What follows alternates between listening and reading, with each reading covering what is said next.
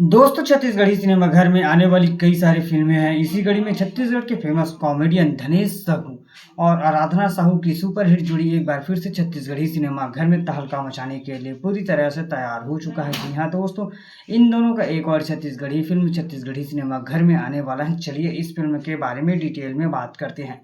दोस्तों सबसे पहले आप सभी को बता देते हैं कि धनेश साहू छत्तीसगढ़ के फेमस कॉमेडियन, यूट्यूबर और सोशल मीडिया इन्फ्लुएंसर माने जाते हैं। जी हाँ दोस्तों, इन्होंने बहुत ही कम समय में अपना बहुत बड़ा छवि बना लिया है। बात करें आराधना साहू की, तो धनेश और आराधना की जोड़ी छत्तीसगढ़ी सिनेमा घर के लिए बहुत ही काबिले तारीफ और सुपरहिट जोड़ी मानी जाती है। इन दोनों की जोड़ी को सोशल मीडिया में तो खूब पसंद किया जाता ही है। साथ ही जब इनकी फिल्म सिनेमाघर में लगता है तो कुछ और ही माहौल बन जाता है। दोस्तों इससे पहले इन्होंने धनेश की आराधना फिल्म में अपनी ज़बरदस्त भूमिका निभाई थी और इन दोनों की जोड़ी ने छत्तीसगढ़ी सिनेमाघर में पूरी तरह से तहलका मचा दिया था।